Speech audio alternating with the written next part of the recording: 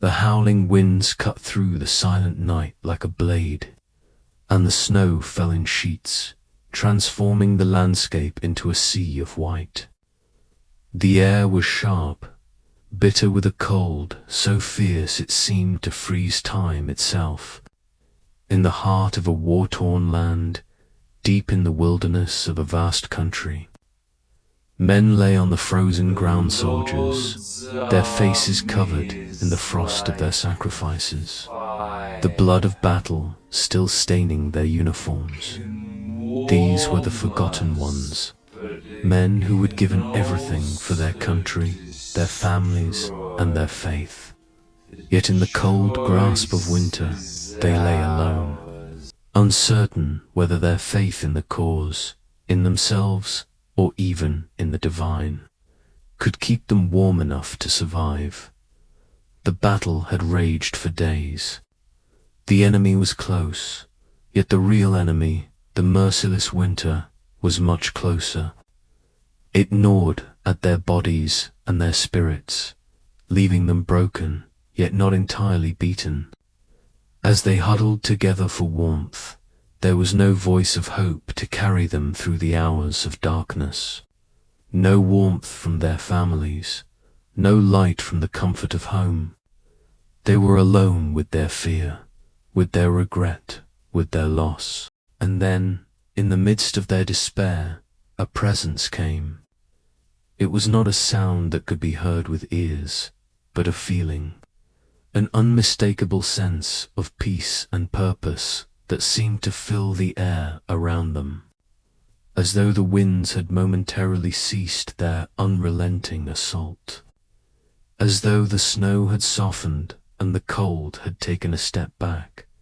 For one of them, a soldier with a heart heavy from countless battles, a memory rose from deep within the memory of his grandmother's voice, whispering to him in the quiet of her warm home, "When you are lost, call upon the Lord, for he is with you even in the darkest night." He had not thought of her words in years, not since he had marched off to war, not since the world had filled his mind with the noise of battle and the bitterness of loss.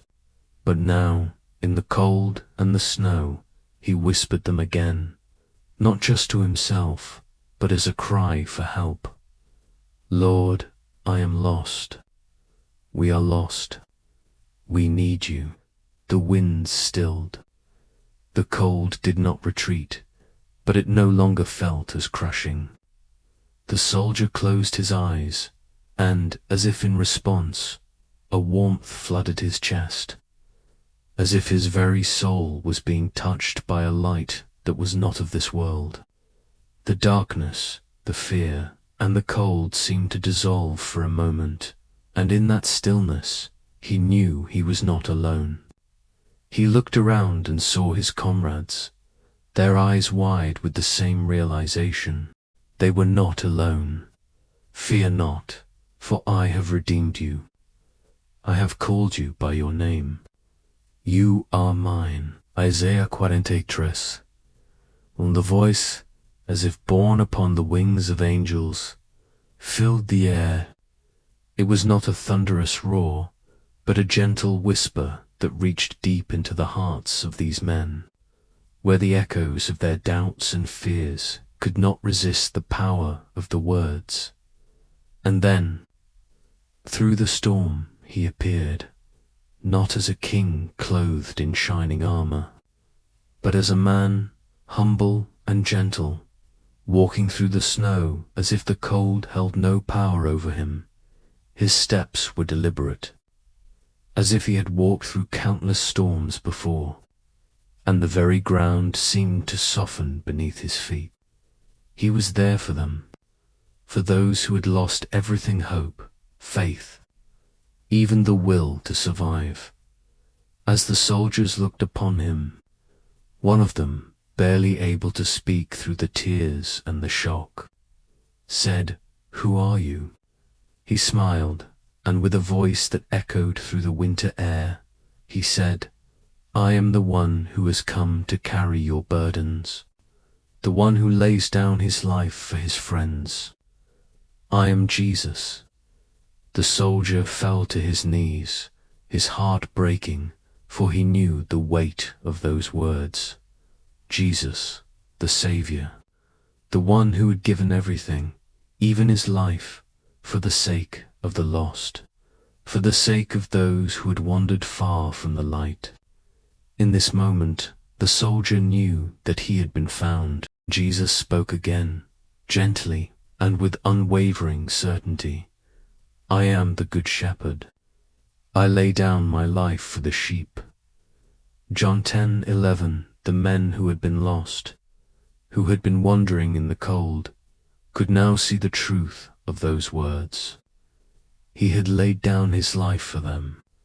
He had come to save them, not from the physical wounds of battle alone, but from the wounds of the heart, from the loneliness of war, from the despair that sought to consume them.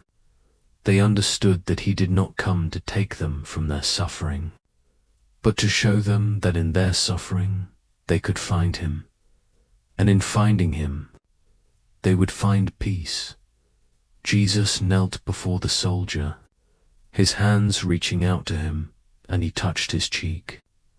You have been faithful, even in the storm, and I will be with you always. You need not fear the darkness, for I have overcome it. The warmth in the soldier's chest grew, and it spread to those around him. The cold that had seemed so suffocating now seemed distant, as if it could no longer hold sway over their hearts. They were not just men in a war, they were men with a purpose, men with a Savior. And then, Jesus spoke the words that would echo for generations. Greater love has no one than this, that someone lay down his life for his friends. John 15:13. It was then that the soldiers understood the true meaning of sacrifice. Not the sacrifice of one for many, but the sacrifice of the many for the sake of love. They were not just fighting for their country. They were fighting for the love of their brothers and sisters, for the love of their families, and most of all, for the love of God. The true battle was not fought with weapons, but with hearts willing to give everything for the sake of others. As Jesus rose to leave, he turned back to them one last time and said, Go in peace, for I have already gone before you. The war you fight is not yours alone. I am with you always, even to the end of the age. Matthew 28:20. And with that, he vanished into the storm, leaving behind not a trail of footprints, but a trail of hope, a trail of peace that would carry them through the rest of their days. As the men stood, their hearts burning with the fire of Christ's love, they knew that no matter how long the winter lasted, no matter how cold the nights became, they were never alone. They had a Savior who had walked through the storm with them, and he would walk with them still. Asterisk, as the storm raged on, and the men stood together, their breath visible in the freezing air. They felt something stir within them, something far greater than the chill that surrounded them. The cold that had once seemed unbearable no longer had the power to freeze their spirits. It was as though the warmth of Jesus' presence had entered their hearts, a fire that no winter could extinguish. And in that warmth they found strength. They found courage. They found the resolve to keep going, to continue fighting not for victory alone, but for something far greater, for each other, for their families, and for the higher calling that had just been revealed to them. The snow had not stopped falling, and the wind still howled like an unrelenting beast. Yet, as they trudged forward through the deep snow, their steps were no longer heavy with fear, but light with faith. The soldier who had first called out to the Lord looked around at his brothers, their faces once pale and filled with doubt, now shining with a sense of divine purpose. As the men stood, their hearts burning with the fire of Christ's love, they knew that no matter how long the winter lasted, no matter how cold the nights became, they were never alone. They had a Savior who had walked through the storm with them, and he would walk with them still, as the storm raged on, and the men stood together, their breaths visible in the freezing air. They felt something stir within them, something far greater than the chill that surrounded them. The cold that had once seemed unbearable no longer had the power to freeze their spirits. It was as though the warmth of Jesus' presence had entered their hearts, a fire that no winter could extinguish. And in that warmth they found strength. They found courage. They found the resolve to keep going, to continue fighting, not for victory alone, but for something far greater, for each other, for their families, and for the higher calling that had just been revealed to them. The snow had not stopped falling, and the wind still howled like an unrelenting beast. Yet, as they trudged forward through the deep snow, their steps were no longer heavy with fear, but light with faith. The soldier who had first called out to the Lord looked around at his brothers, their faces once pale and filled with doubt, now shining with a sense of divine purpose. He spoke with quiet resolve. We are not alone. We are not just soldiers. We are brothers, and we are sons of the Almighty. We fight not for land, but for what is righteous, for what is just. Our hearts will not fail, for the Lord has promised to carry us through.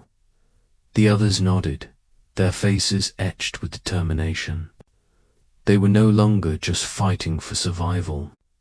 They were fighting for love, for faith, and for the sacrifice that Jesus had modeled for them, the ultimate sacrifice, laid down in love for others. As they pressed on through the snow-covered battlefield, their minds and hearts turned toward the words of Jesus. Greater love has no one than this, that someone lay down his life for his friends. John 15:13, the words echoed in their minds, a reminder that their struggle, their pain, their sacrifice, it was not in vain.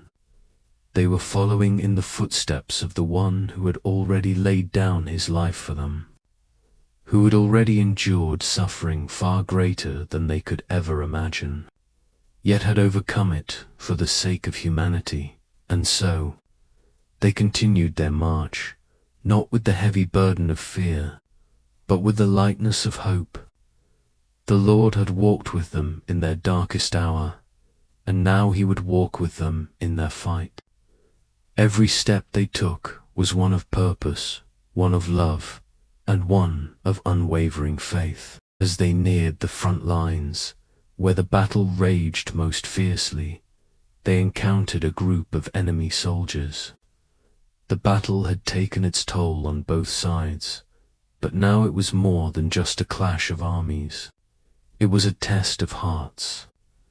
The soldiers stood at the precipice, the noise of battle all around them, but in the stillness of their spirits, they knew something profound. This battle was not theirs to win alone. It belonged to God. The soldier who had first called out to the Lord stepped forward, his voice steady despite the chaos. We do not fight for ourselves. We fight for the hope of peace, for the future of our families, for the love that Jesus Christ has shown us.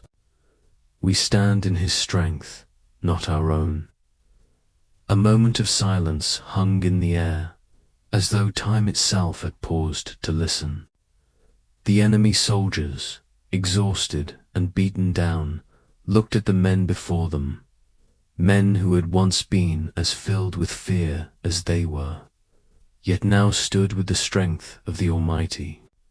For a brief moment, the noise of battle seemed to fade into the background, as the power of God's love filled the space between them. One of the enemy soldiers, a man no older than the soldier who had spoken, stepped forward. His face was grim, but his eyes showed a flicker of something of recognition. He, too, had heard the call of something greater, something beyond the bloodshed and the chaos of war. "I have heard these words before," the enemy soldier said, his voice soft but filled with weight. "But I never believed them."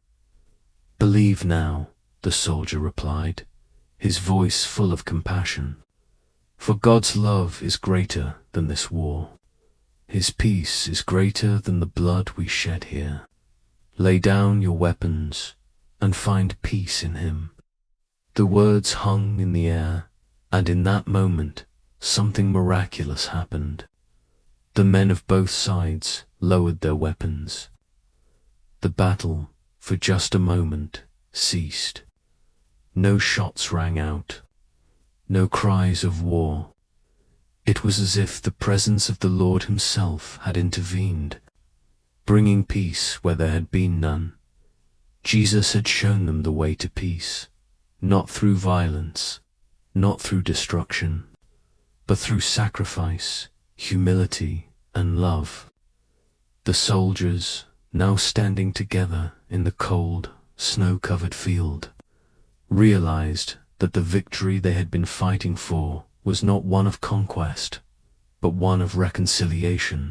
As they stood together, united by the love of Christ, they prayed together, and in that prayer they found the courage to continue, knowing that whatever lay ahead, they were never alone.